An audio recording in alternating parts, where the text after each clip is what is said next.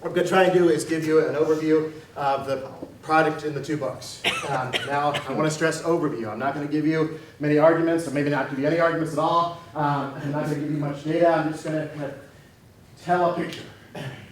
And you can certainly press me for details in the Q&A and ask for more support for different claims, but I'm just putting my cards on the table up front. This is what it's going to be. It's going to be a broad outline or a picture of how I see character, especially on empirical grounds. So I think we'll try and go to about 11 and then have some Q&A, and then I need you to stay around to do a little survey afterwards.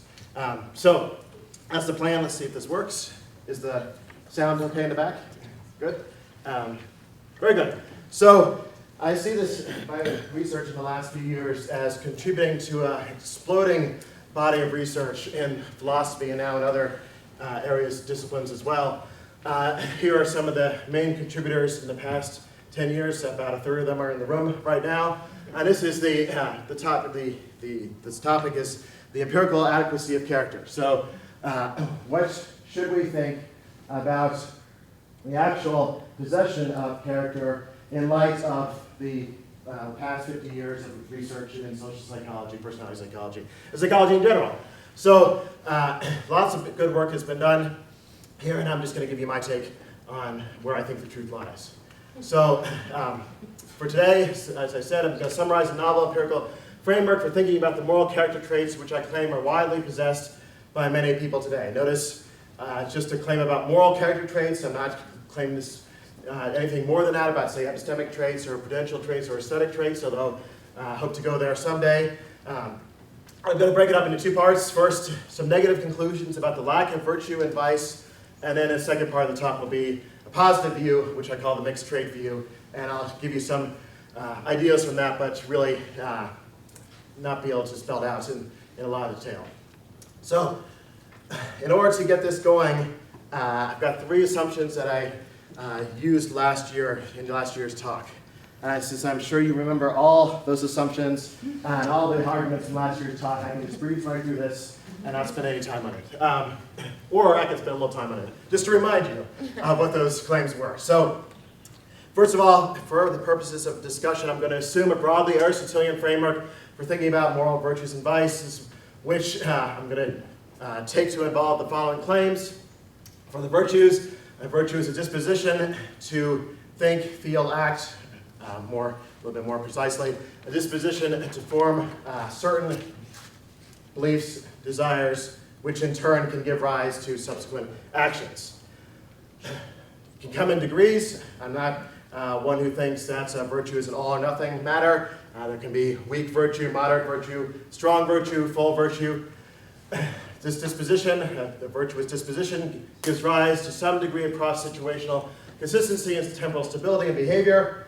The some degree is obviously vague there. Part of it will depend upon the degree, the previous claim, the degree to which the disposition is held. That's going to interact with the degree of cross-situational consistency and temporal stability you might expect from that trait. Behavior in question is typically virtuous. Typically is another weasel word here, vague term. Again, it depends on the degree claim. So someone who's weakly virtuous and someone who's fully virtuous are going to show different patterns in their behavior. Behavior is typically done for the right kind of reasons. This is a common Aristotelian requirement. It's not just virtuous behavior that you would expect from the virtuous person, but it's virtuous behavior which is done for the right kind of reasons. Of course, what are the right kind of reasons? That's another talk for someone better than me to figure out. But it's a familiar requirement. This should all be pretty straightforward stuff. And then lastly, virtue can play a causal explanatory role with respect to the relevance of thoughts, feelings, and behavior. So virtuous person's behavior can be explained in terms of the underlying beliefs and desires, broadly construed, and those can be explained in terms of the possession of the virtue. And then, of course, you wouldn't want to leave the story there. You wouldn't want to stop your causal explanatory story, and you can go on and give a further one. But this is a familiar kind of explanation, a familiar kind of causal pathway in the Aristotelian framework. So this is pretty familiar ground, right? I hope I don't need to say much more. So that's the first assumption I'll have for today. The second assumption is this. in order to qualify as a particular virtue such as compassion, that character trait has to meet certain normative standards. Now, this is where psychologists tend to quickly get off the boat. So I'm going to flag this right away. So we have a divide in the disciplines on this very point. Let me spell it out a little bit more, though. So on this way of thinking, just because you have a character trait, it doesn't automatically follow that you have a virtue. Even if the character trait is cross-situationally consistent and stable over time, and the behavior it gives rise to, it doesn't follow that that character trait's a virtue. For one thing, it could be a vice, or maybe, as I'll suggest later, it could be neither a virtue or a vice. So I'm thinking, to use this psychology lingo here, I'm thinking of these Aristotelian virtues as what psychologists call categorical traits. There's some kind of threshold that a character trait has to cross over, normatively speaking, to qualify as a virtue. A different threshold a character trait has to cross over to qualify as a vice. So this is, as someone said 2 days ago to me, this is a beefed up conception of character traits with a lot of normative stuff built into them when it comes to the virtues and vices, and not the common way that a lot of psychologists tend to think about this stuff. But now here's another wrinkle. Once a trait meets the relevant normative standards, it is also what is called, psychologists call a continuous trait. So a virtue can come in degrees, but it's also a categorical trait. How does that work? That might seem like it's confusing. Well, the idea is just this. Look, a character trait might not qualify as a virtue, but suppose it does. So it passes over the threshold to qualify as a virtue. It meets the relevant normative standards, good enough. Okay, well then there's a further question. To what degree is that character trait held by someone? Is the person weakly honest? Is the person moderately honest? Is the person fully honest? So there can be both degrees here as a continuous trait and a threshold as a categorical trait. So that's very abstract still, so let me try and help illustrate this a little bit. This is something we did on Thursday morning in the summer seminar. We put this kind of thing together on the board. Maybe it was helpful, maybe it was confusing. You can tell me afterwards, but hopefully it helps a little bit. So I think this is probably familiar ground for people who work on Aristotle and virtue ethics, but I want to make sure everyone's got the idea here. So take a given virtue. Now, take a given character trait. Where are we going to slot it? How are we going to characterize it normatively? Well, it might be a character trait that's fully virtuous. It qualifies as being a full virtue. It satisfies all the normative criteria perfectly. Or it might be a moderately virtuous character trait. Or it might be a weakly virtuous character trait. Or it might not even pass over the threshold in the first place for qualifying as a virtue. On the other end here, same kind of story for vices. So it might be a character trait which is fully vicious, moderately vicious, weakly vicious. And maybe, that's why there's a question mark, but maybe there's a middle space. P.S. there is. But that's coming later. Just to tell you the truth for a second. But for now, question mark at least, maybe there's a middle space where character traits can qualify as neither virtues nor vices, but qualify as something else. And that's, in fact, to tip my hand, that's what, in fact, I think is going on for most people. So we'll get to that. That's coming later. So this, when I talk to psychologists, and they're trying to come up with a scale for a virtue, and they've got a 1 to 7 scale, and they're slotting people, 7, that's highly virtuous, 2, that's kind of weakly virtuous, and everyone's getting slotted here. So everyone's somewhere on that scale from 1 to 7. That's a very different kind of way of thinking about virtues than what's going on here. The way of thinking about virtues that's going on here may have the consequence that most people don't even qualify as virtuous, even weakly virtuous. P.S. That's the truth. Another preview of what's to come. Okay, I'm sure there'll be a lot of questions about this, and it'd be interesting to see how we can adjust the techniques, some of the techniques used in psychology to account for this. I think you can make some pretty easy adjustments, some quick adjustments to account for this kind of way of thinking. Okay, but onward.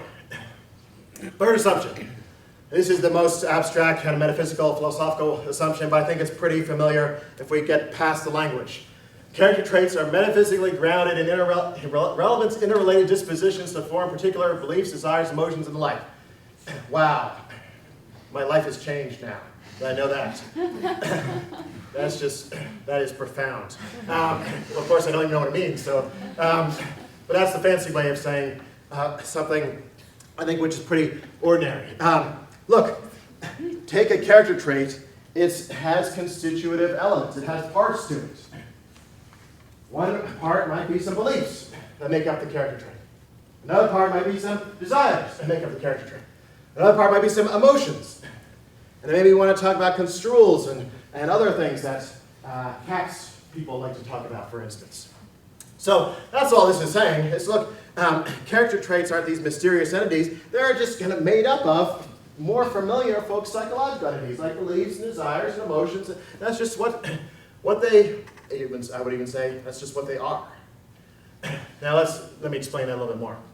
So, first of all, emphasis on the fact that character traits are dispositions, not actions. So I'm taking a stand on a controversial debate, especially in psychology. So I'm rejecting things like the act frequency view, or sometimes other terminologies, the summary view of traits, where character traits are just actual actions performed. No, I don't think that's a helpful way to think about it. Character traits are what give rise to actions. They're the causal underpinnings of actions, but they're not the actions themselves. Although you could just define them however you like, but character traits, you can just define the term however you like, but I don't think that's a helpful way to think about it. I think it's better to think about them as dispositions. But furthermore, they're dispositions to form beliefs, desires, and emotions, and not the active, occurrent beliefs, desires, emotions themselves. So right now, when I'm feeling gratitude towards Adam for his very kind introduction, that conscious feeling I'm having, that's not part of the character trait itself. That's what's produced by the character trait. The character trait is a disposition which gives rise to my current active thought of gratitude towards Adam. So, okay. So then, last thing I already alluded to, I don't think character traits are mysterious in this way of thinking. You could just, this is another controversial position I talked about a lot more last year, I think you could just say that character traits just are these dispositions to form beliefs and desires broadly construed, to include emotions and other important elements. So I want to take the mystery away from character traits. I don't want them to be some sui generis extra entities in our minds, in addition to or standing beside beliefs and desires and other more familiar categories and entities in our mind. I want to take the mystery away and just identify with these more familiar entities. Okay, hope that makes sense. Nothing too much will hang on this. I think most of the rest of the talk can bypass this, but I do think it's important. Okay, to make it a little bit more concrete, get away from some of the abstraction, let's take a very familiar virtue which we talk about all the time in our ordinary language, non-malevolence. I'm sure you describe your friends and family members using that term every day. You've been so non-malevolent to me today. I really appreciate it. Okay, so that's a fancy word. I should have talked to Rebecca and got a better word for this. So she's the, I got to put this right, the expert scholar on vice. Not the vice expert, but the expert scholar on vice. But this is the term I'm using. I'm stuck with it now. It's on the slide. So, the idea is this is the virtue that has to do with not harming others. Compassion is the virtue that has to do with helping others, but then you might think there's a separate virtue that has to do with refraining from harming others. If you don't think that, it's just an example. Just go with it. So look, this virtue is grounded in certain beliefs, desires, etc., dispositions to form such things which are appropriate to the virtue from an ethical perspective. So, just to now try and make this more concrete, So what could make up this virtue could be, for example, disposition to recognize certain behaviors as potentially harmful. And desires having to do with refraining from harming others. And a disposition to weigh different strategies for harming others. And lots of other stuff too. This is by no means a comprehensive or even a close to comprehensive construal. So all this is just another way of illustrating the idea that character traits, and in this case this virtue, are actually quite familiar things grounded in more ordinary concepts. But here's another important point. There are limits to what can ground this virtue.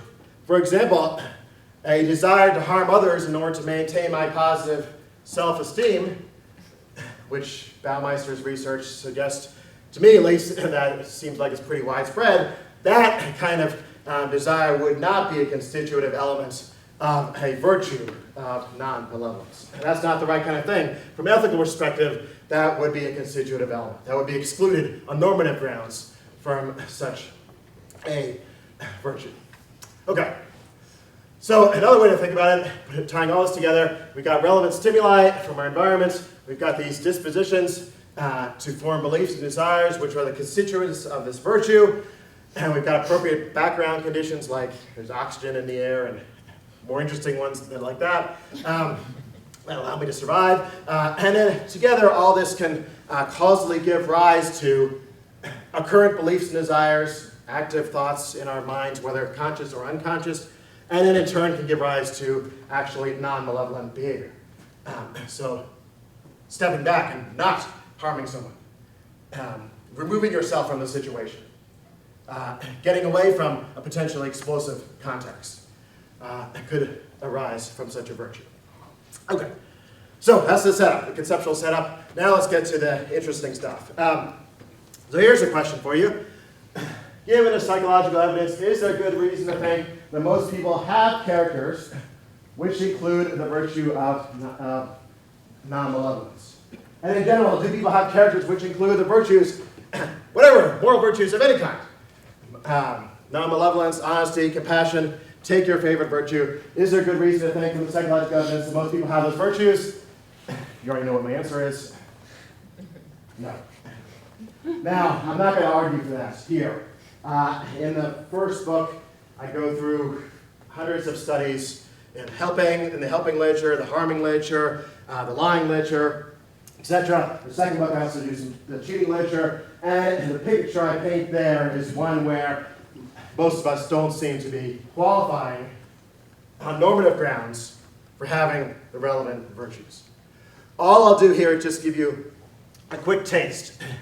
I could have used Milgram here, that's the easy one, that's the obvious one to conflict with this virtue, but that would be kind of boring, I think, for this audience. That's very familiar ground. So how many people know this study? 2 people, okay. Very good, that's what I was hoping would happen. So this is a kind of spin-off of Milgram.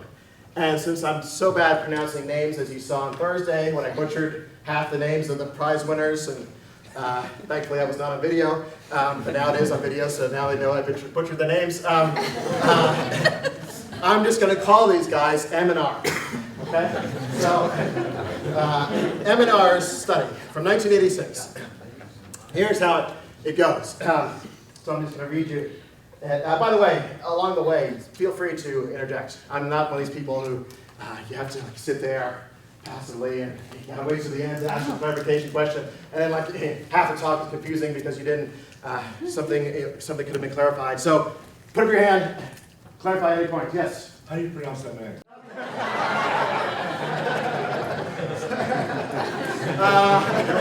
Evan.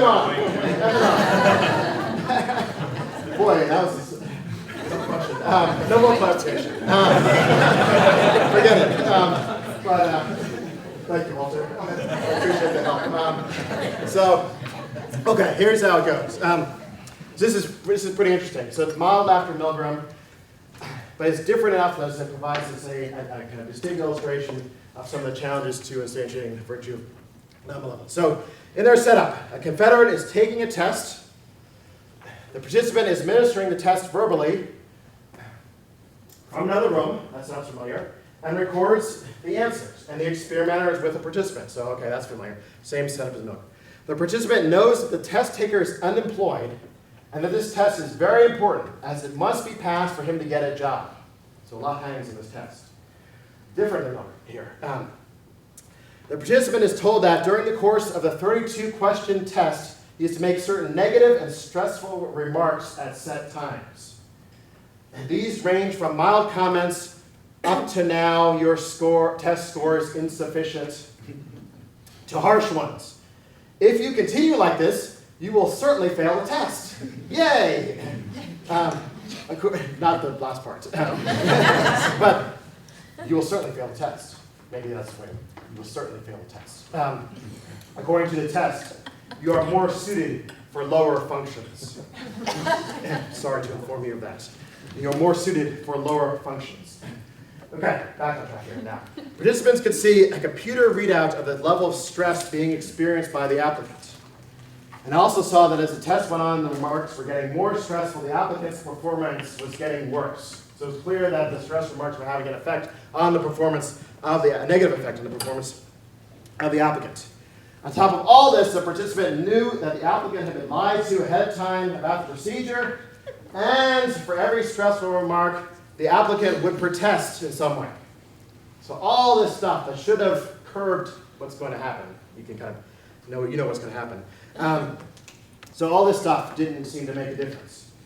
So at first these were mild protests, but by remark 10, the applicant demanded that the subject stop making the remarks. He accused the experimenter of having given him false information about the nature of the experiment and withdrew his consent.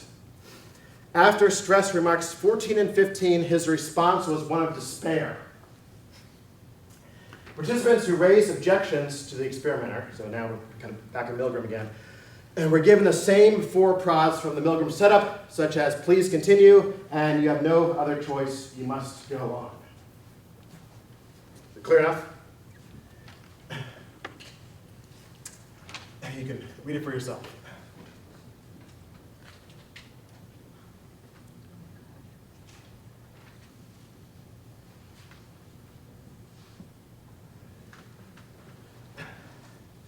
So the key things here, just about everyone went all the way, even when the test had already been failed. And in fact, unlike in Milgram, this seemed to ruin someone's life in a very significant and important way. An unemployed person lost a job prospect because of the behavior of this participant.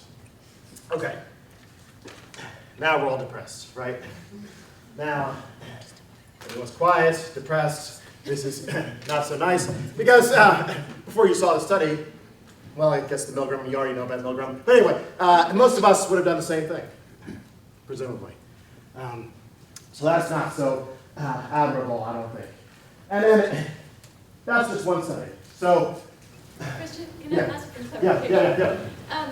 So, in the previous, I think I maybe missed something, and then maybe somebody else can stitch to it, and it'll be worth your explaining it. Yeah. So, the participants thought that they were making it worse for the applicants. They knew that they were, yes. Yeah, but they didn't think that they were causing the applicants to fail the test, did they? They were contributing. They were contributing to the. But not the sole cause of the Yeah, that's probably right. Yeah. I mean, the applicants still were taking the test, and the applicants had a chance. Thanks. It would have seemed to have passed the test, even despite these obstacles. But certainly, it's hard to not think that you were contributing to the failure of the applicants. Yeah. No, even beneath that, Christian, I mean, the fact is, it was a ruse, and this wasn't a real thing. I mean, doesn't the reality have any bearing here? Because the way I thought about Milgram plenty, right? Because those people who thought they were shocking were not, in fact, shocking the other person, right? It was all just some kind of gimmick, and they were correct to put trust in the authority. So that it seems like you're just you're saying because they believed it, but can I give you an alternative? Let's say you're in Afghanistan. Q&A. You think you're going to talk to Okay. So yes, in the Q&A. So sorry. this is going from Oh, sorry. clarification to objection. Oh, sorry. I want to hold off on objections as long as I can, maybe until tomorrow. Sorry. Talked so long that there was no time for objections. So just to clarify though, there's every reason to think that as in the Milgram experiment, so too in this experiment, the participants thought it was real. It wasn't in fact real, but they had every reason, there's every reason to think that they thought it was real. And that's a crucial element. Okay, now look, what am I doing with a study like that? It would be very bad to say from this one study we should draw some big conclusions about virtue or lack of virtue. So I'm certainly not doing that. This would be a very bad kind of reasoning, in my opinion. One study is not going to show you anything like that conclusion there. There's good reason to think that most people in general do not have the virtue of non-malevolence. But what I am doing instead, not here, but trust me, in that book right there, is looking at dozens and dozens and dozens of studies which show similar patterns to the one I just gave you, because that was just an illustration. And on the basis of the studies collectively, I try to arrive at plausible accounts of what's going on causally. What the beliefs and desires and so forth might be, and that we have some evidence that they are, which give rise to these patterns of behavior that we're seeing. And so then I wonder, okay, are these the kind of beliefs and desires that we would expect of a virtuous person? And is this the behavior you would expect of a virtuous person? And I say, no, it's not. And I conclude this: there's good reason to think that most people do not have the appropriate mental state dispositions, the appropriate beliefs, desires, etc., or have them strong enough or in the right kind of way that enable them to qualify as possessing the moral virtue of non-malevolence, although a few people may so qualify. So I'll come back to that qualification right here.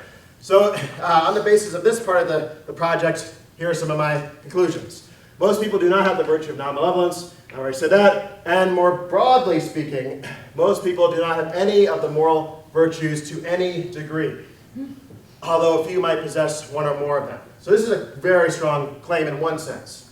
I mean, it is meant to be read literally. Most people's character is not such that it crosses over the threshold to even weak possession of the virtues. Okay, we're going to go a little faster now, and I'll stop and reflect on that for a moment, and then we'll get to the positive view. So now, what about the opposite claim? So, okay, yeah, you buy that. I mean, we all know about Milgram. We all know about these kind of awful studies, so that's maybe no surprise. Then there's just good reason to think that we're all cruel. Most of us are cruel people. We've got these vices. We're kind of rotten folks. So what about that? Is there good reason to think that most people have characters which include the vice of cruelty? Well, let's spell it out some more. So in my discussion, I got to say something about what cruelty involves on normative grounds, what non-malevolence involves on normative grounds, what honesty involves on normative grounds, and then test it against the empirical literature. So I come up with dozens and dozens of these different standards. I won't spend time on it now. I'll just give you one example. So let's take the last one here. A cruel person will not regularly experience feelings of moral guilt when harming others. That might be a plausible criteria. Well, I'll just breeze through all of them. Will not experience significant internal conflict, but instead be wholehearted. Someone who's experiencing significant internal conflict might be continent or incontinent on Aristotle's framework, but not vicious. And then the first one, a person will reliably attempt to harm others, not all the time, maybe rarely, but in situations where opportunity to harm present themselves, at least when those opportunities are not thought to involve significant inconvenience, and he believes he will not get punished or otherwise negatively affected by others for doing so. So in other words, when he can get away with it and it's worth it, he might reliably harm others. And back to M&R again. How did that go? Well, there was also a control condition in which participants were allowed to give as many stressful remarks as they liked without any pressure from an authority figure. And the number was pretty low. Furthermore, the participants in the experimental condition, with the experimenter present, the authority figure present, the M&R found that the participants intensely disliked making the stress remarks. There was a lot of internal conflict, just like in Milgram. If you know some of those, some of that literature on the psychological states of the milgram participants, you know, to the point of sweating profusely, crying, all this kind of thing. Didn't see it quite to the same extent here, but a lot of internal conflict. So when I look at data like this, and lots of other studies, again, this is just an example, don't pin this on me too much, I come to the conclusion that the experimental evidence does not support the widespread possession of the vice either. Most people do not have the vice of cruelty to any degree, although a few people might possess it. And in general, most people do not have any of the moral virtues to any, I already said the virtues, any of the moral vices to any degree, although a few might possess one or more of them. So, back to our little chart here. We've got virtue on the left-hand side, vice on the right-hand side. This is a conceptual space. Looks like, here's my fancy little PowerPoint. I'm so embarrassed to actually have this after Dan McCoy's PowerPoint yesterday. Those of you who read his talk know exactly what I'm talking about. This is just like so pedestrian and like, kind of embarrassingly bad. I'm probably better off without it. But anyway, forgive me, I'm a philosopher. I'm not an empirical guy. Yeah. When you had initially put this slide up, you said when a character trait crosses the threshold, it becomes a virtue. Are you implying that there's some basic single entity that can, on a single continuum, or are we actually talking about different character traits by the time we cross the threshold? Yeah, I was being loose there. So, I mean, literally speaking, the same character trait can't cross the threshold. The constituent elements of the character trait would have had to have changed in some way. So if it was in the middle space, if you had a character trait that was in the middle space, it would have to be improved in certain ways. So right kind of beliefs, right kind of desires would have to be instilled in order to enable a change to the So would it be fair to make those sort of 3 non-overlapping circles rather than a continuum? Or is there some reason? Well, I was thinking, you know, just you could start somewhere here in the middle. If it's working, yeah, you could, hard to see. Start somewhere here and work on what you have. Instead of it being kind of de novo, suddenly the virtue appears. You work on what you have, you improve what you have, and then it starts to qualify as a virtue. So that's what I was thinking of it that way. So here's where I slot most people. Quick editorial. Who would have thought otherwise, right? I mean, pre-philosophically, pre-psychologically, is this really so surprising? I mean, did we really think that most people are virtuous?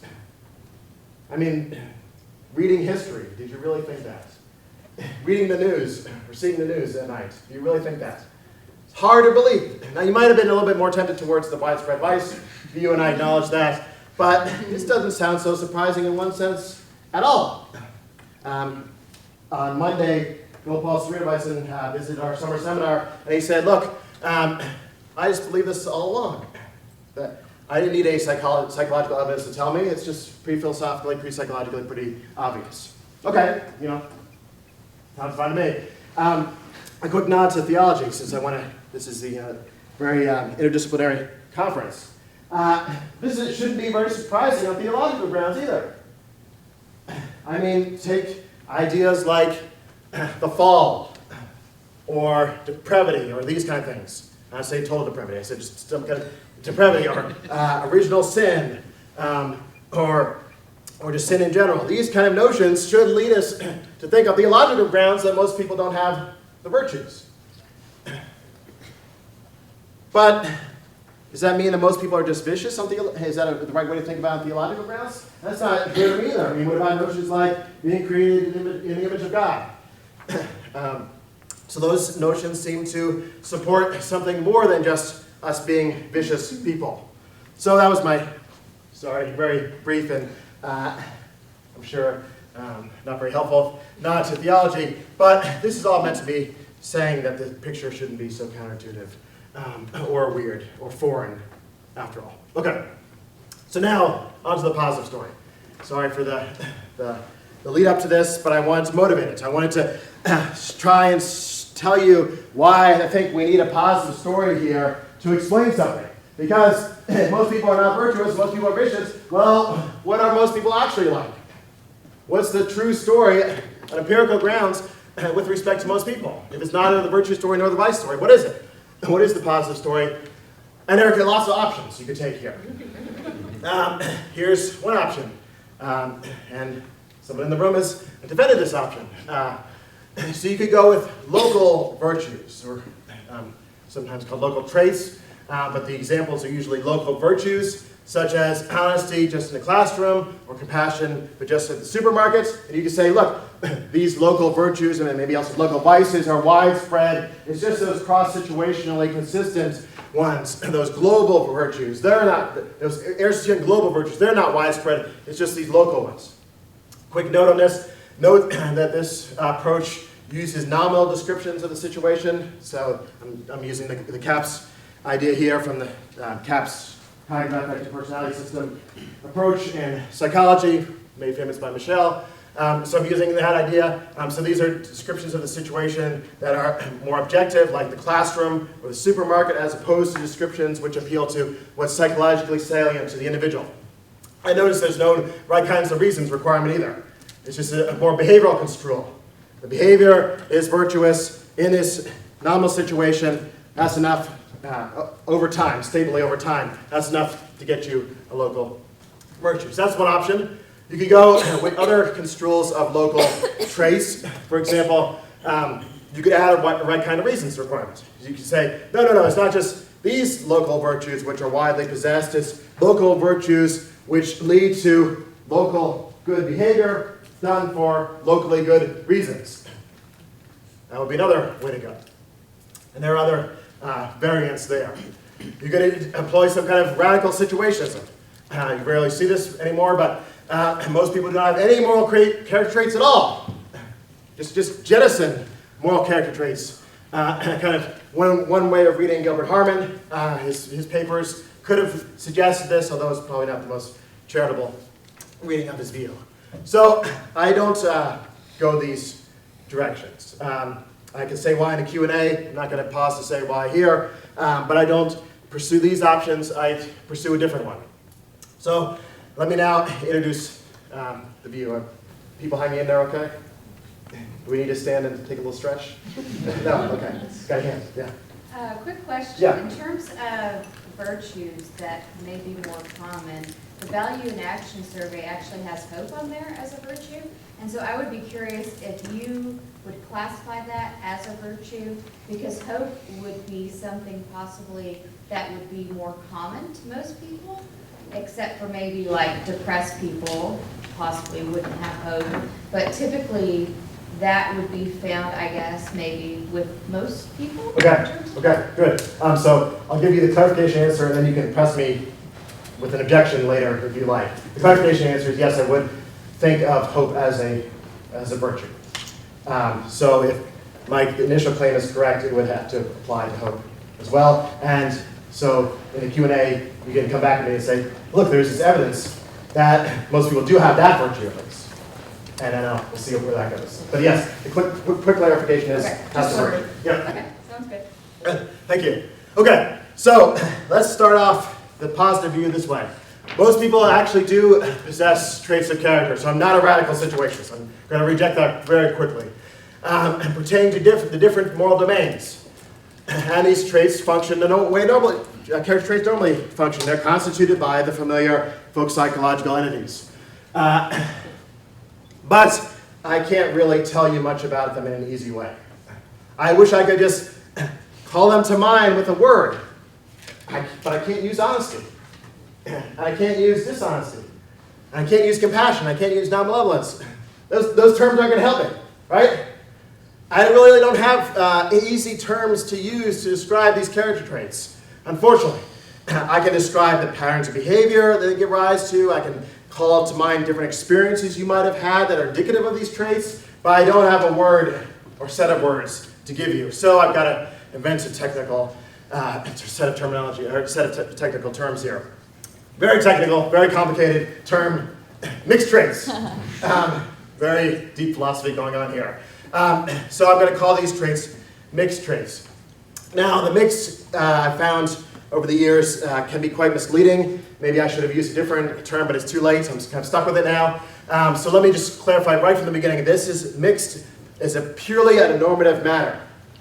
When I'm calling these traits mixed traits, I'm saying that on normative grounds, they're a mixed bag.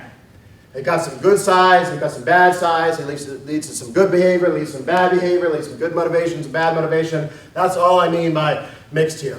Another way to put it is these traits are not good enough to count as moral virtues, but they're not bad enough to count as moral vices either.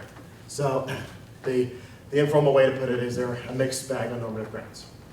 Okay, so I haven't really told you much about what they are, so let's do some of that. Instead of doing it so abstract, let's go back to aggression and harmful behavior.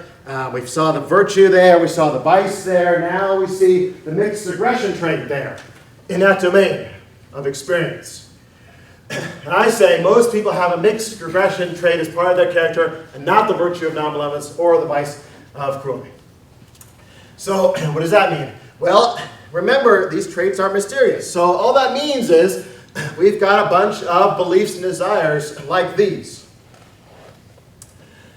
Beliefs and desires concerned with harming the offender in order to retaliate for his offense, or to get even with him, or to get revenge. Berkowitz's research in aggression is what leads me to this. Beliefs and desires concerned with harming others in order to maintain a positive opinion of myself. Baumeister is one place to look for that. Beliefs and desires concerned with harming others in order to obey instructions from a legitimate authority. Obvious. Where I got that. Beliefs and desires concerned with not harming others when they are similar to me in important ways. This is another familiar idea from psychology. Similarity to yourself makes a big difference in moral behavior.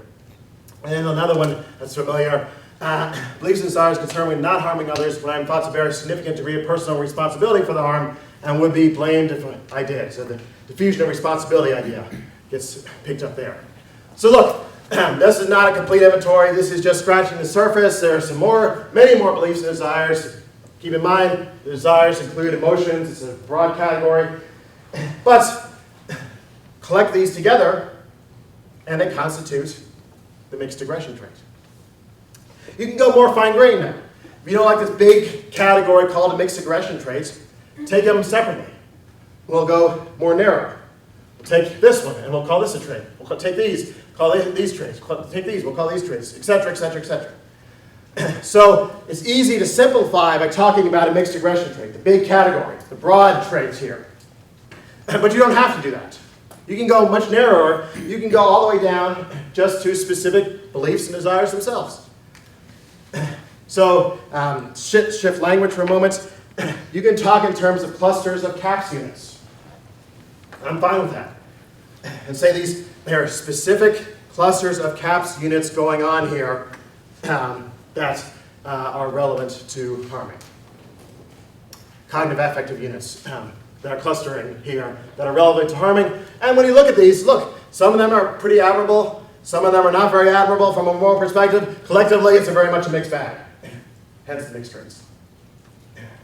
One of the easiest presentation I can give you, you collect these mental states together, some of them are positive, some of them are negative. Collectively, it's quite a mixed bag. So that you're going to get some interesting results in a moment.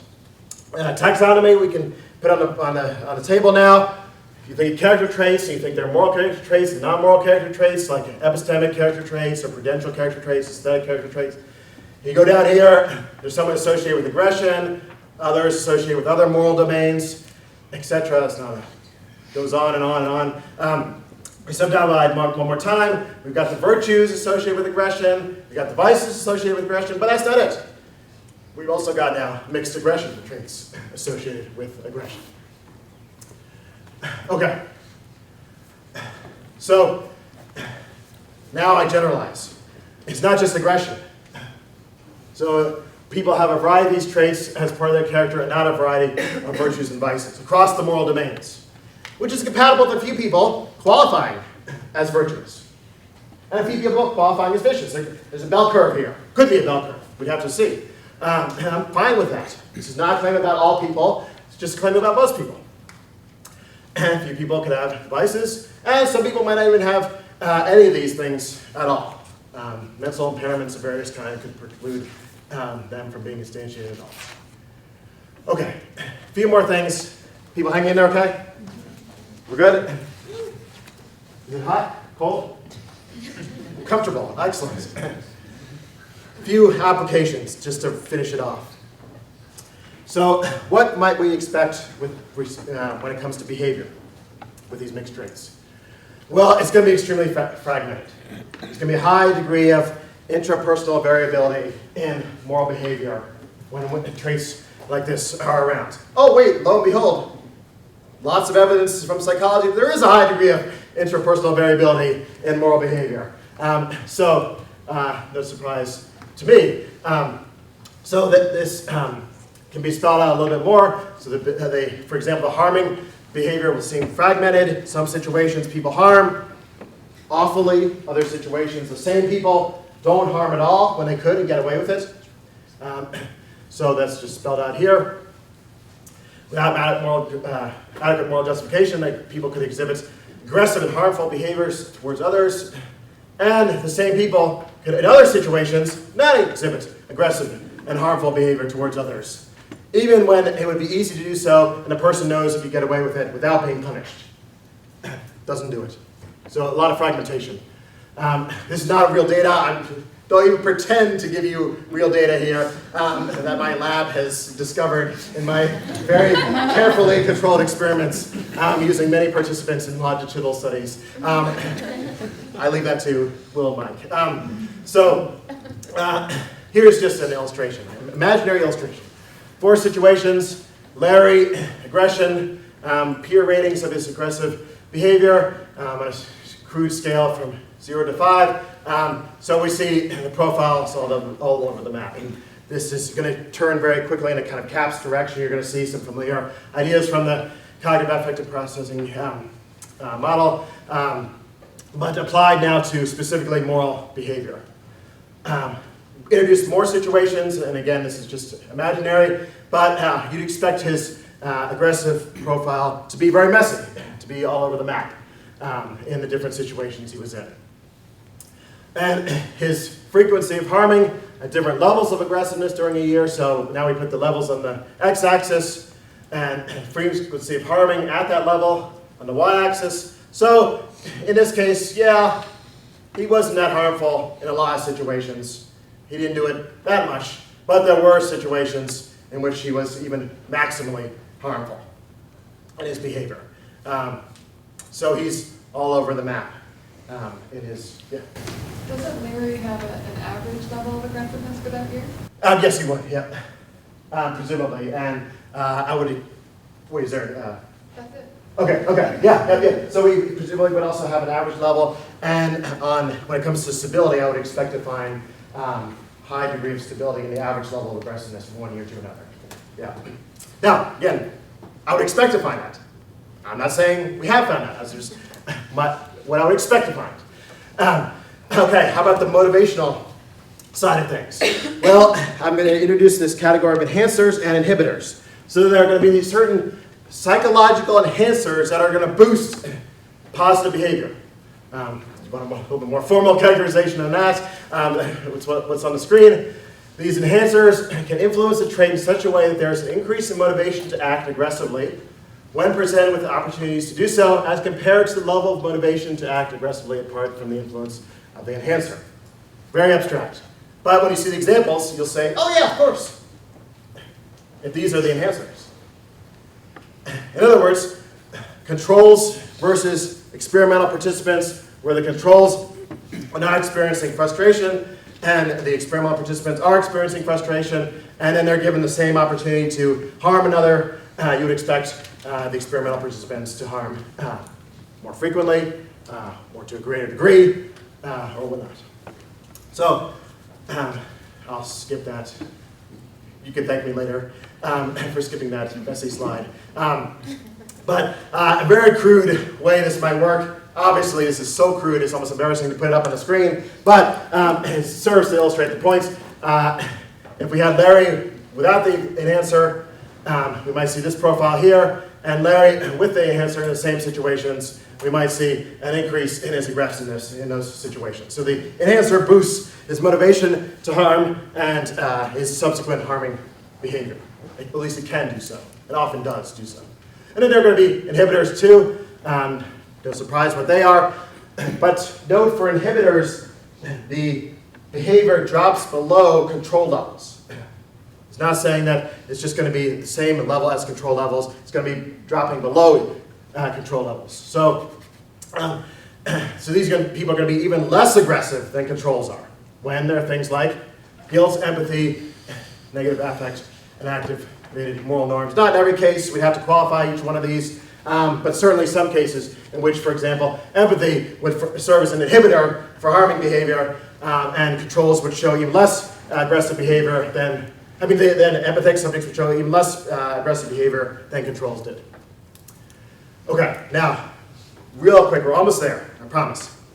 A couple quick notes. I say a lot more about this in the books. I can say a lot more in a Q&A. But if you're curious about how this might go with stability, Sarah already kind of indicated where this would go for stability. I just did this one for 1 week to the next. Average level of aggressiveness in a situation in 1 week I would expect to be highly correlated with the average level of aggressiveness in the same situation in the next week.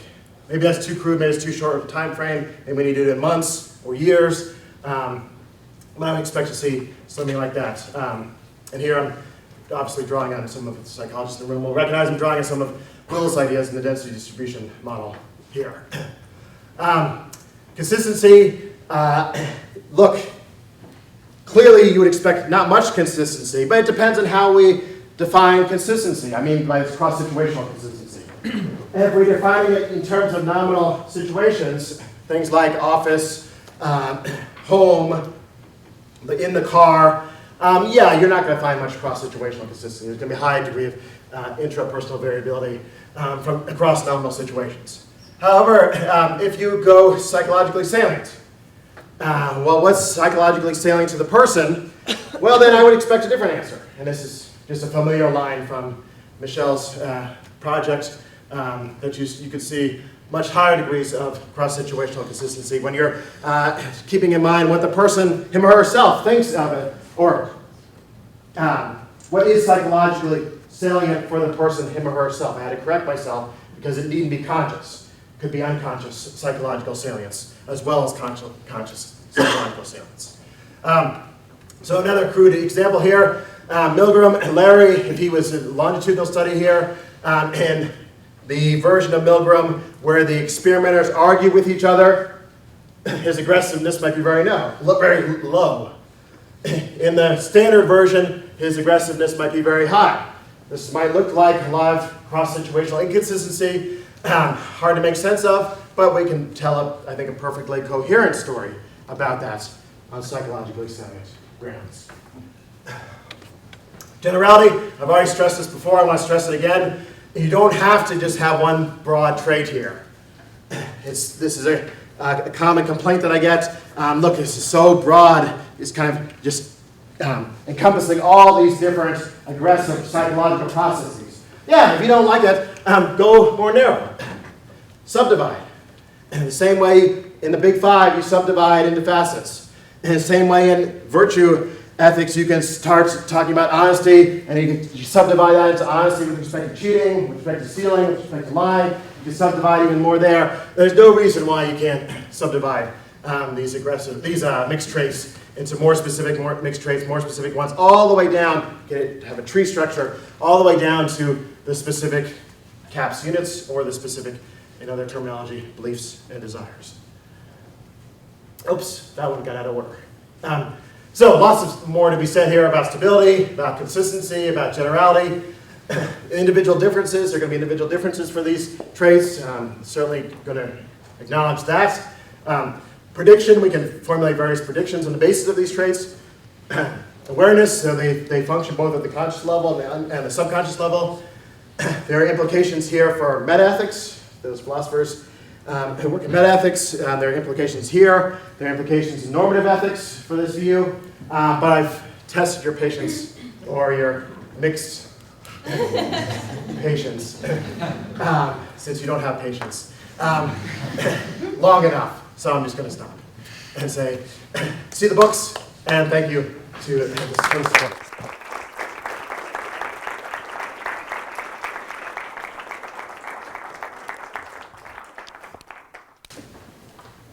Here, start here. Keep your hands up, and I'll try to push down. Let me go back to a slide, which I'll probably want to refer to several times. So let me get there.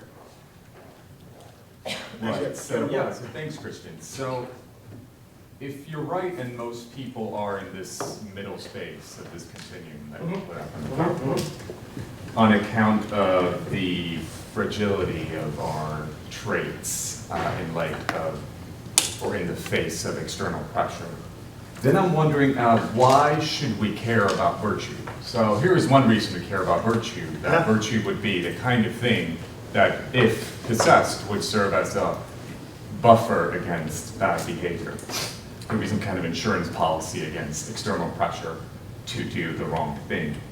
Now, if most of us don't have virtue in this sense, might there be reason to think less about virtue and specifically about features of an individual and more about features of the social environment, and stop talking about virtue and start talking about how to construct social environments in ways that will prod people to do the right thing in the same way that Milgram and so forth would be showing how to prod people to do the wrong thing. So in light of what you're saying, I guess, why should I still care about virtue as opposed to these other things? So everything I said there, I think is neutral in that question. So you could take this project and take it in and run with it in different directions. You could run with it in what I would call more traditionally situationist direction in psychology, or you could run with it in a more Aristotelian direction. But let me say something, at least to try and give you some reason. So I don't think there's this big contrast between focusing on the situation and focusing on myself. So it's not as if social forces lead me to behave, independent of how I'm psychologically put together. And the social forces are going to be impacting behavior in a causally-mediated way via my mental life. We agree with that, presumably. If it's so the question then becomes, for me, if I think it's important to be virtuous, and I haven't given you any reasons why, but if I think it's important to be virtuous, I want to think about the social situation, and I want to think about myself both. They're both important. And I'm not going to draw a sharp divide between them. I want to, yes, be in the right kind of situations, but I also want to think about how can I craft, to use a bad word, but mold my mixed character in such a way that it becomes, using this previous point with Rebecca, becomes more virtuous. Now, still, I haven't answered your direct question, though. Why care about being virtuous in the first place? Why bother with that enterprise? And here I think I'm probably just going to deflect the question. Different traditions are going to get very different answers. A theological answer is going to be very different from an Aristotelian answer. It's going to be very different from other kinds of answers out there. It could be instrumental reasons. It could be instrumental to flourishing. It could be instrumental to subjective well-being. It could be instrumental to social stability. There could be intrinsic reasons, well, that this is just good in and of itself. But that's a big discussion, maybe for another time. Yeah. Yes. Yeah, thank you very much. I'm a psychologist, and actually I have a feeling that we get rid of our moral standards in 1937 probably, because your approach is very much like Gordon Allport's idea of like we should forget about normative standards and think about character de-evaluated as personality. So that is what I would see in the middle there, probably, like what we consider personality traits without any moral evaluation, maybe that as a no. But my question actually more refers to measurement. So this is what we care for, because all the experiments you refer to, what is measured there is like behavior, right? And you, in the very beginning, you made a very sharp, you made a differentiation between behavior and character states as like the causal sources of behavior, but no one measured that. So I can have a disposition and never show it, because maybe there's no situation that actually enhances this behavior. Maybe the behaviors were, maybe the situations were not the right ones. So. Yep. So I agree that's possible. But let me say, I think that's a great question. So how would we go about trying to measure these things? We could employ a variety of different techniques. We could use kind of simple questionnaires and ask people to rate themselves on various scales. We could use experience sampling techniques. We could use these kind of more straightforward behavioral techniques that you're quite rightly alluded to as what I prefer. So I'm very suspicious of the first, okay but not thrilled with the second, and a big fan of the third. So the reason is, for this suspicion of the first, is just that I don't think it tells us very much that's helpful to these questions. So my rating myself on the degree to which I was helpful, or my helpfulness, or evaluate the helpfulness of my action in the last hour, that doesn't give me much, as an experimenter or as a philosopher, much evidence at all about the person's compassion, virtue of compassion. So let me shift to the positive side of it and then directly address your question. So I like the behavioral studies. Ideally, I would love longitudinal behavioral studies. Don't we all, right? We all love longitudinal behavioral studies. But we don't have them, and or very few of them, and they're very expensive and they're hard to do, although we're trying to do some. Psychologists here with the project are trying to do some. How, though, even if you get these behavioral patterns from these longitudinal studies, what does it tell you about the underlying psychological stuff? Okay, so that's the real question. So the best answer I can give you is to copy what Dan Batson did in his empathy research. Those of you who know it will hopefully see what I mean in mind. So Dan Batson is one of my favorite psychologists of all. He's, as I'm sure most of you know, he's had this 30-year project on the relationship between empathy and helping. And so he early on found a very robust relationship between empathy and helping. That's familiar ground. But then he wanted to go deeper. He wanted to get at the causal mechanism. What's going on motivationally, right? And so he said, well, look, there could be a variety of different explanatory hypotheses. He distinguished over 20 egoistic competing hypotheses. And then he had his preferred altruistic hypothesis. Familiar ground, right? I assume. And he said, well, look, all these could be right. You're right. All these could be correct. How are we going to tell? Well, we generate competing predictions from the hypotheses. So we take one egoistic hypothesis and we take the altruistic hypothesis. We generate competing predictions, and then we test them. So in this given situation, if the egoistic hypothesis were correct, we would expect there to be a low degree of helping. If the altruistic hypothesis were correct, we expect there to be a high degree of helping. Lo and behold, every single time the altruistic hypothesis comes out ahead of the egoistic hypothesis. Conclusion, there's good inductive evidence for an altruistic psychological mechanism which give rise to the helping behavior in empathetic participants. Sarah can correct me if I got some of that wrong. And she'll be talking about it a little later today. So look, there's a template to follow. Construct different competing hypotheses for what the causal mechanisms are, test them, and see which one emerges as the leading container. That's what I would say. I'm sure you would say lots of feedback in return, but that's my initial answer. Walter? Yes. I just want to know. No contrastivism. I get to pick at you now. You're going to be earlier. No contrastivism this time. Yeah, I won't use the word contrast. Why do you need a threshold for the notion of virtue? And how do you decide where the threshold is? Yeah.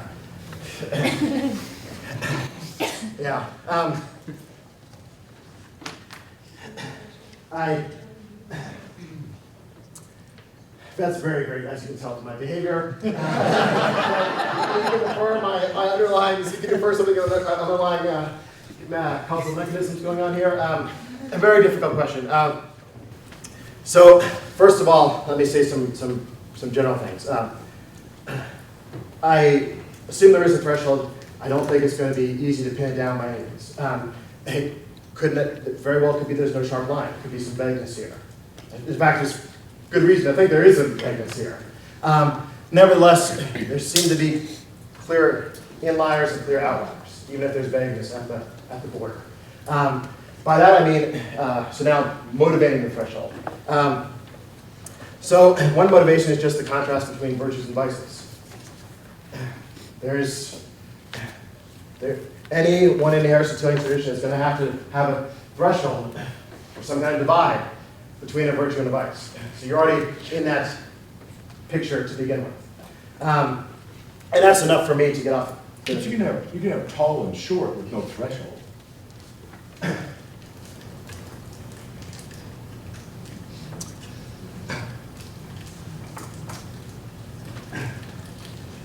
So,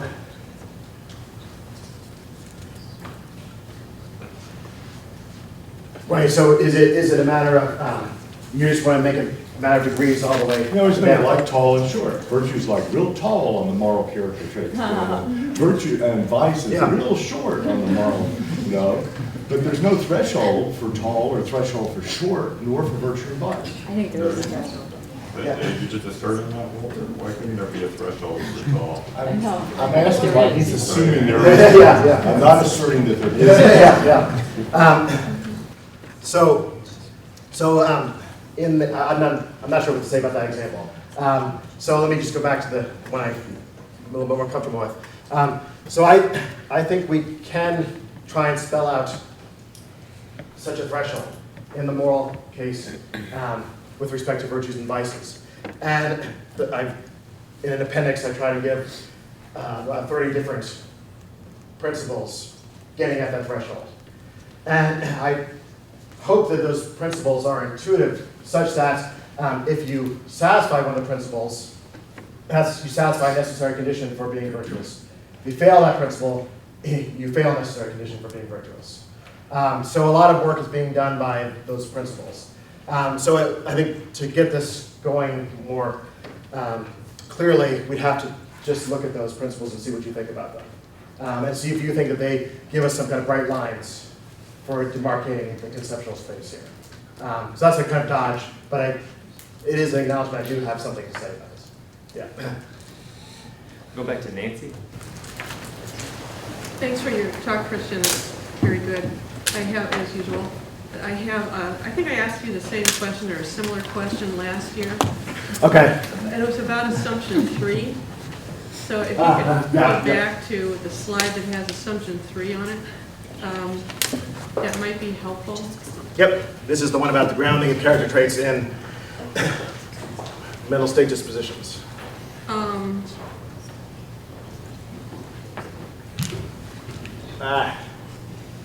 This takes a while, sorry. Toward the beginning. You go ahead, I can listen in. Well, I have written down push at the same from your time. slide. Okay. There you go, that's it.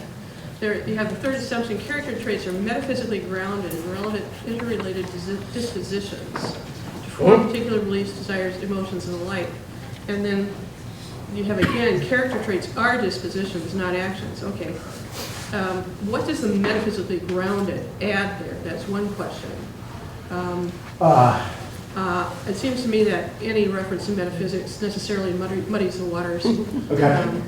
So that's one question there. And then the other is, in light of the CAPS model that you seem to endorse later in the talk, yes. You're talking about mixed aggression. Yes. And you said you would be happy to conceptualize that in terms of clusters of CAPS traits. Mm-hmm. Well, my understanding of CAPS traits is that at the level of processing structure, they just are constellations of interrelated units, beliefs, desires, and affect. Mm-hmm. So I'm wondering then, I mean, I have been wondering whether, are some beliefs, desires, and other cognitive units constitutive of the trait and then others are causally produced by the trait, so that the particular belief that you have in the current situation, that somebody needs help, Yes. is then causally produced Yes, that's right. by the trait. That's but right. There are other beliefs and emotions that are indeed constitutive of the CAPS trait. Yes and no on the last part. Okay. This is just this more metaphysical stuff. So I distinguish between dispositions to form a current beliefs and desires versus the current beliefs and desires themselves. So to make it more concrete, you all along today have been disposed to believe that 29 plus 31 equals 60. Yeah. You haven't been thinking about that till right now, I'm assuming. Unless you're doing a lot of math on the side for fun. But that's been there all along as a dispositional belief. Okay. You've been disposed to believe that. Okay. So that could be a CAPS unit Right. that constitutes something mathematical, something like a mathematical trait. So now go back to this case. So we have all kinds of different dispositions to form beliefs and desires relevant to moral thoughts and behavior. Those dispositions, specific dispositions, are interrelated, and they are what make up the trait. Okay. Yeah. Put it in Aristotelian language. It could be true of you that you have the virtue of honesty even though you're asleep. That's not because you're having a current honest thoughts, unless you're in your dreams, but you've got this disposition of honesty.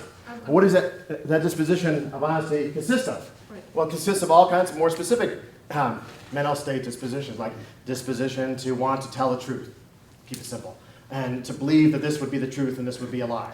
And all those kind of more specific things are also dispositions that you have when you're asleep, and they together ground, constitute, maybe are just identical to the virtue of honesty. Okay. So just one follow-up question on that. And I'm with you on all that. All right. Well, hey. One person. All right. Yes. The disposition to honesty that I have while I'm asleep. Yes. Is that a constellation of interrelated cognitive affective units? Yep. Okay, then Yep. we're Yeah. total. Yeah. Accordance here. Okay, we're gonna come up here to Anita, and we're gonna go over to Tom Perka and Stephen Brin, and I'll add the new hands to my list here. We'll try to get to Hands it. over here. Yeah, I know, I've still got more. That's just the first three, okay. Yeah. Okay, so Sorry to put Christian. you off earlier, but. Oh, no, I'm Yeah. sorry, Yeah. I was out No, of no. line. So I question the validity of your claim that most people are not virtuous, okay? But I'm leading up to a question for you about that. Okay. And the way I define validity is the same way Shadish, Cook, and Campbell do in their graduate psychology text on Okay. inferences about experiments, causal inferences. Okay, okay. And they define it as an approximation of the truth of a claim, of Okay. a knowledge claim. Okay, So that's okay. how I'm defining I'm good validity. with that, I okay. question the validity Okay. of your approximation of the truth that most people fall short of virtuous, okay? Mhm. So the way I think, so my problem is you could make a statistical inference having drawn a random sample of a broader population, but let me finish, okay? Or you can make a verbal argument, or you could couple the two to make your claim. So any advancement of scientific knowledge, as I see it, or advancement of valid claims would be usually some combination of a verbal argument coupled with that statistical argument, okay? And so I think you're trying to make a verbal argument, because clearly you don't have a random sampling of any broader population, meaning that every possible member of human beings would have an equal likelihood of being in a given study or set of studies. So you clearly don't have random sampling, so you can't make a statistical inference. So that leaves you with the verbal argument, and that leaves you having to rule out plausible alternatives. And one very clear one to me is that social psychologists have had a mean-spirited attitude towards showing how crappy people are since the 1960s. And take, for example, those men who jumped into the Potomac in the 1980s to save people who were in the freezing water and they died themselves. I mean, I predict that most men would do that.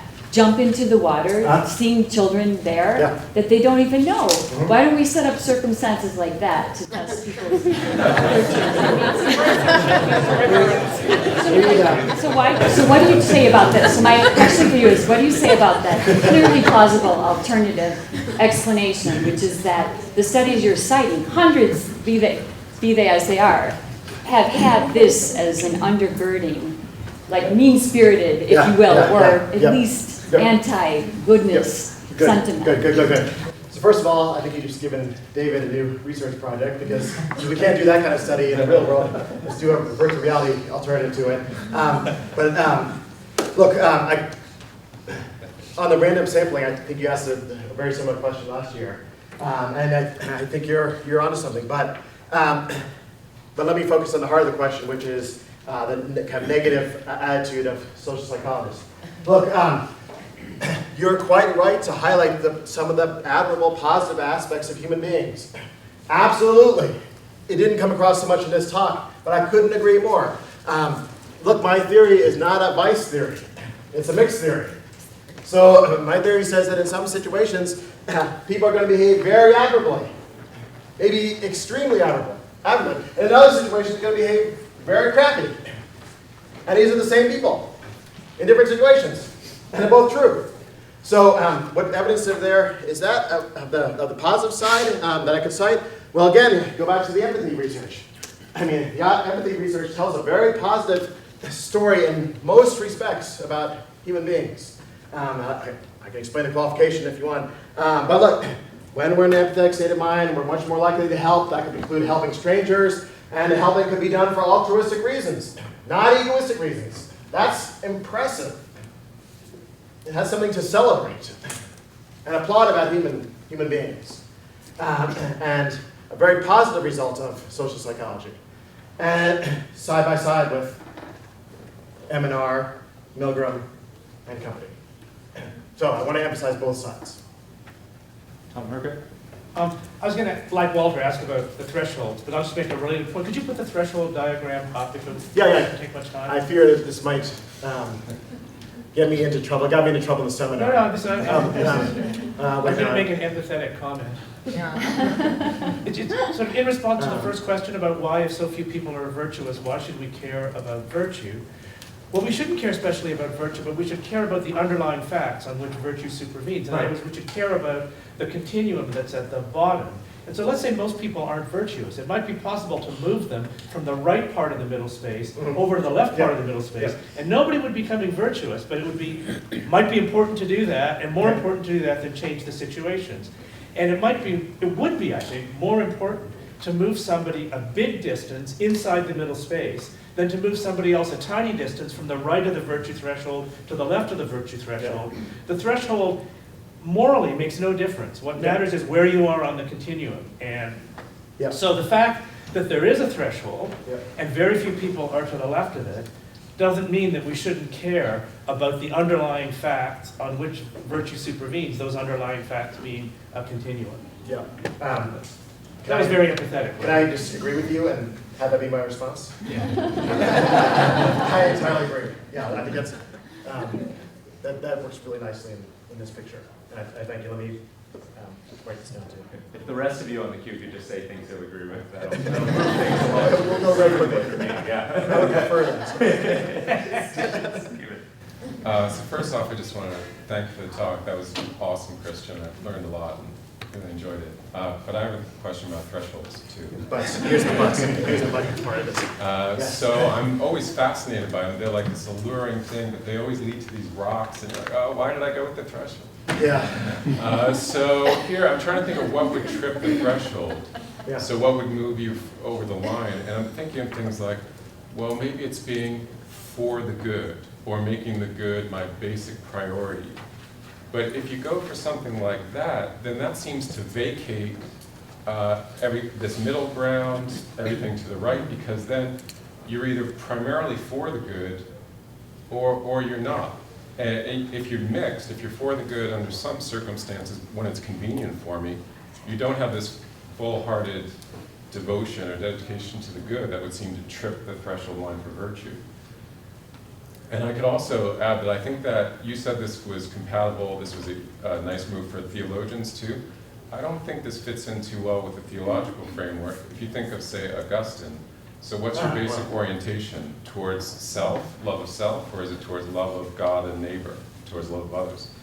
There's not, you kind of, where your primary love is where it is kind of vacates the middle, it seems.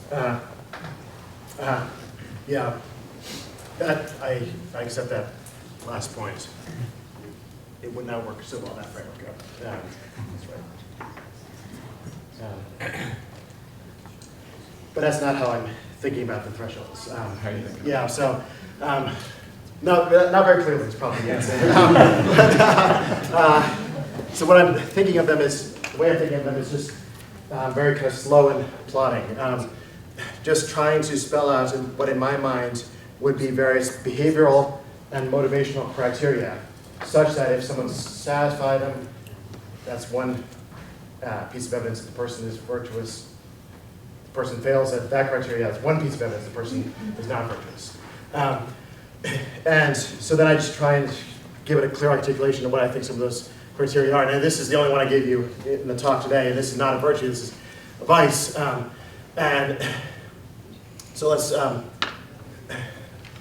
take, how about the middle one. We're not first experienced significant internal conflict about whether to act cruelly before in fact performing cruel actions as a result of his trait of cruelty. Now, of course, how precise can we get? I've got the significant in here. You know, that's obviously a placeholder. That's why I said in response to Walter, there's going to be some vagueness here. And I'm not going to be, no one's going to be able to give a very, very precise treatment of this. But look, there's something intuitive here, going on here. Someone who's quite conflicted before harming others does not seem to me the kind of person I would think of as a vicious person. Or flip it to a virtuous person. This is a kind of standard Aristotelian intuition. There's wholeheartedness in the virtues, and there's wholeheartedness in the vicious. But a lot of the times, we're neither wholeheartedly helping or wholeheartedly harming. We're quite conflicted. And so for Aristotle, he's got thresholds, and this is going to be some kind of continence or incontinence.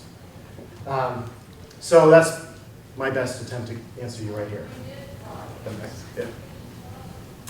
I'm worried that we have gone on a bit longer than we planned. Do you want to take one or two more? That's up to the audience, I think. I can go on all day. I mean, forget the psychology.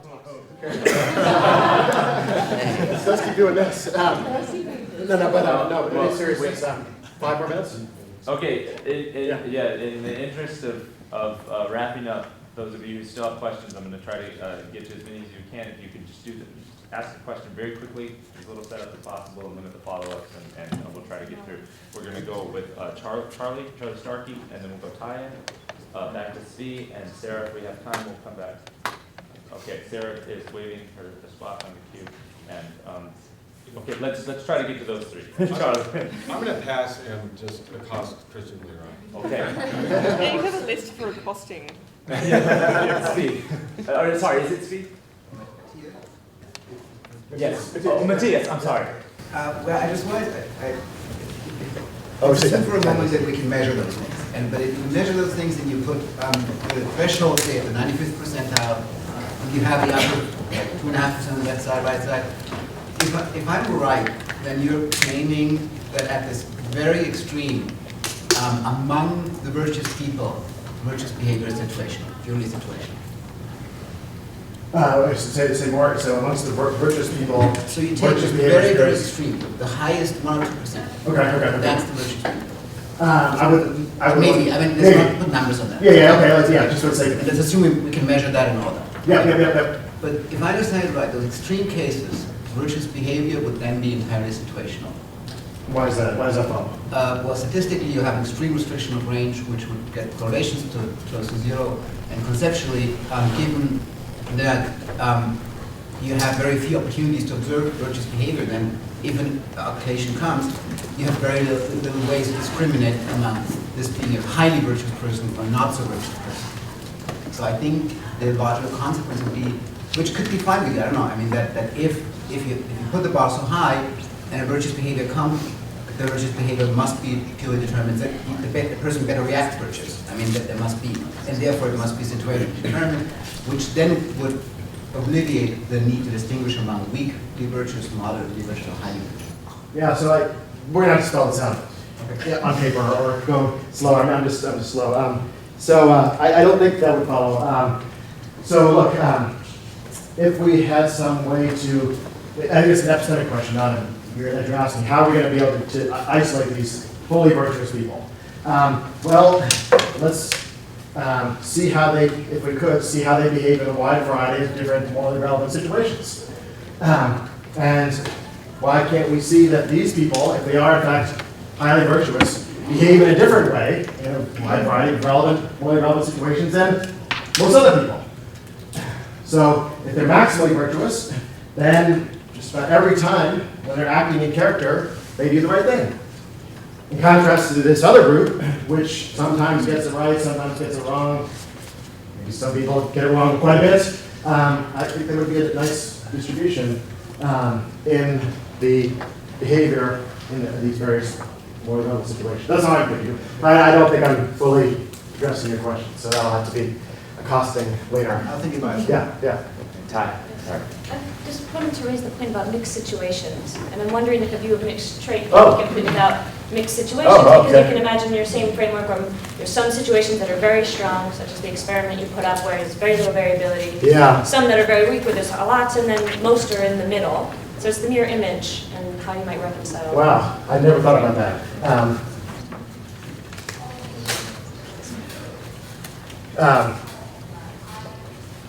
Yeah. That's a good. The real answer is going to have to think about it more. The second answer is that it seems like I would be quite open to that. I don't see any why that would. I'm not saying you're proposing it as an objection, but I don't think I would run into any problems if I accepted that way of thinking. The third answer I would give is that even in the kind of demanding situations, there's still some interpersonal variability. Say in Milgram. So we can't, it's, even in these very demanding situations, there's some work being done by personality as well.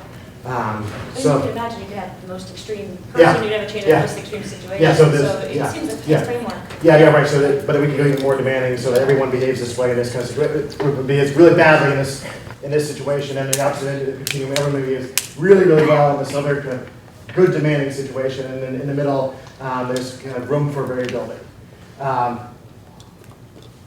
I think I'd have to think about that more, but I like the idea.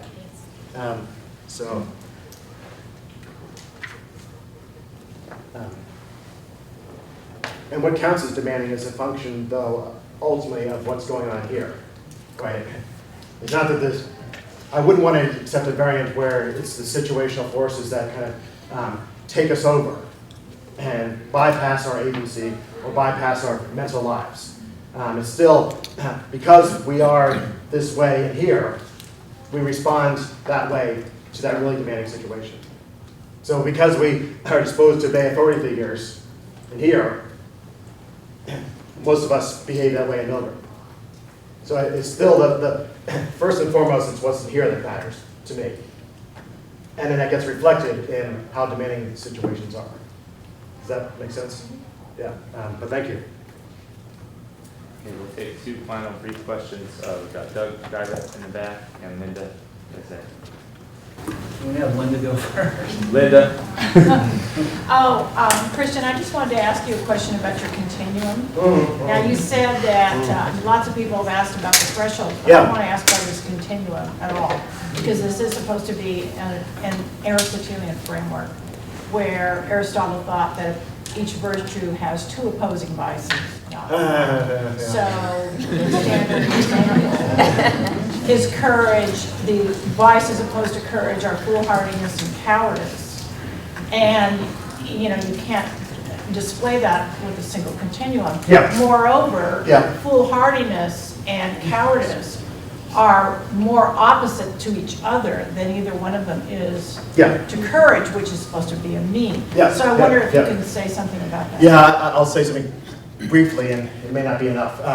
But can't you just extend, kind of flip the continuum and run it in the other direction and have it end up with the opposite vice? So you see what I mean? You've got the virtue here in the middle. We'll flip this over to this way, and then at the end over here is the other vice. Now that's probably too simplistic, but that's an easy way to fix that. So you still get degrees, you still get thresholds, and you still get middle spaces that way. I don't have a slide for that though, sorry. Yeah. I didn't. It would take me too long to put together such a slide. We should. Doug, last question. In a way, I feel like an unwitting party to a psychological experiment where you're saying that all or most of us are low-functioning human beings, morally speaking. No, I'm not saying that. Because most or all of us do not have any of the moral virtues. Not that we're generally vicious either. Right, that's right. So that's still low-functioning to my thinking. But that's, you know, either here or there. Yeah. But It's mixed function. this is what I don't get is, I think I'm just not understanding why you're saying this is, in this middle space, we don't have degrees of virtue or vice. So I'm not quite getting that. Because it seems if you're going to go mixed in a very radical way, you might not be able to call these traits at all. Because I think there are questions about stability. And you might have more like the aptness of a pinball kind of metaphor. Unless you have a way of explaining why people act in this very mixed way. And I think talking in terms of degrees of virtue and vice is a way to do that. Okay, big question. Darn, that's not going to be a quick answer. I was hoping for an easy question that would have an easy answer. So let me say a few quick things because of the time. But here's why I don't go that way. First of all, look, my saying there's a middle ground here should come as no surprise to people in the Aristotelian tradition. Look, continence and incontinence are in some kind of middle ground. I'm not the first one to think that there's some middle ground between the virtues and the vices. And it's not that the continent person has a low degree of virtue, or the continent person hasn't qualified yet as being virtuous. It's not that the incontinent person has a low degree of vice, the incontinent person hasn't qualified yet as being vicious. So this kind of framework should be quite familiar independent of whether you buy the details of the way I develop it. So stability. Why I think there's going to be stability in these traits? Well, there's going to be certain kinds of stability, and not others. But look, if we are disposed to obey authority figures, then that's going to manifest itself reliably over time in authority-relevant contexts. Other things being equal. That's a kind of stability. And there's going to be another kind of stability here. There's going to be a average trait level stability. Where your average aggressiveness, is an earlier point, in the course of a year should correlate highly with your average aggressiveness in general the following year. So your mean level aggressiveness should be highly correlated over time, and that's another kind of stability. So we can find stability in discrete situations, in behavior, and we can find stability in mean level aggressiveness as well. So multiple kinds of stability give me some confidence that I'm okay. But that's a quick answer. All right, well, let's all take one more opportunity to thank Christian both for the presentation. Thank you.